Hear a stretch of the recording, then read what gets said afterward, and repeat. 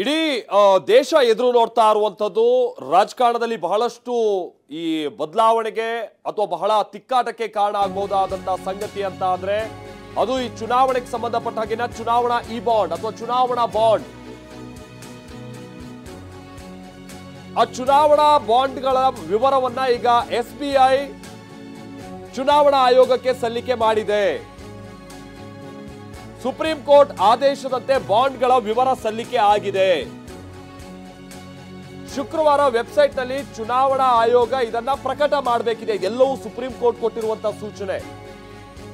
Supreme court ನಿನ್ನೆ ಒಂದು ಹಂತದಲ್ಲಿ SBIಗೆ ಚಾಟಿ ಬೀಸಿತ್ತು, ಲಾಸ್ಟ್ ವಾರ್ನಿಂಗ್ ಅಂತ ಎಚ್ಚರಿಕೆ ಕೊಟ್ಟಿತ್ತು. ಕಾರಣ ಅಂತಂದ್ರೆ SBI ಒಂದು ಜೂನ್ ತನಕ ಟೈಮ್ ಕೊಡಿ, ಆಮೇಲೆ ಯಾವ್ಯಾವ ಪಕ್ಷಕ್ಕೆ ಯಾರ್ಯಾರು ಎಷ್ಟೆಷ್ಟು ಹಣ ಕೊಟ್ಟಿದ್ದಾರೆ ಅನ್ನುವಂತ ಮಾಹಿತಿಯನ್ನ ನಾವು ಕೊಡ್ತೀವಿ ಅಂತ ಹೇಳಿತ್ತು. ಆದ್ರೆ ಈ ವಿಚಾರಕ್ಕೆ ಸಂಬಂಧಪಟ್ಟ ಹಾಗೆ ಸುಪ್ರೀಂ ಕೋರ್ಟ್ ಬಹಳ ಸಿಟ್ಟಾಗಿತ್ತು. ಸುಪ್ರೀಂ ಕೋರ್ಟ್ ಕಳೆದ 20 ದಿನಗಳ ಹಿಂದೆನೆ ಒಂದು ವಿಚಾರವನ್ನ ಹೇಳಿತ್ತು. ದೊಡ್ಡ ಹಗರಣ ಇದು ಅನ್ನುವಂತ ಒಂದು ಆರೋಪವನ್ನ ಮಾಡಿತ್ತು. ಜೊತೆಗೆ ಒಂದು ರೀತಿ ಅಸಂವಿಧಾನಿಕ ಅನ್ನುವಂತ ವಿಚಾರವನ್ನ ಅದು ಉಲ್ಲೇಖ ಮಾಡಿತ್ತು. ಈ ಬಾಂಡ್ಗಳ ಮುಖೇನವಾಗಿ ರಾಜಕೀಯ ಪಕ್ಷಗಳು ಬೇರೆ ಬೇರೆ ಉದ್ಯಮಿಗಳಿಂದ ಹಾಗೆ ಬಹಳಷ್ಟು ಕಂಪನಿಗಳಿಂದ ದೇಣಿಗೆಯನ್ನ ಸಂಗ್ರಹ ಮಾಡಿದೆ. ಆ ದೇಣಿಗೆಯ ವಿವರ ಯಾರಿಗೂ ಕೂಡ ಗೊತ್ತಾಗಲ್ಲ. ಇದು ನರೇಂದ್ರ ಮೋದಿ ಸರ್ಕಾರ ತಂದಿದ್ದಂತ ಒಂದು ಕಾನೂನು. ಆದ್ರೆ ಸುಪ್ರೀಂ ಕೋರ್ಟ್ ಇದಕ್ಕೆ ಚಾಟಿ ಬೀಸಿದ್ದು ಇದೊಂದು ಅಸಂವಿಧಾನಿಕ ಅಂತ ಹೇಳಿತ್ತು.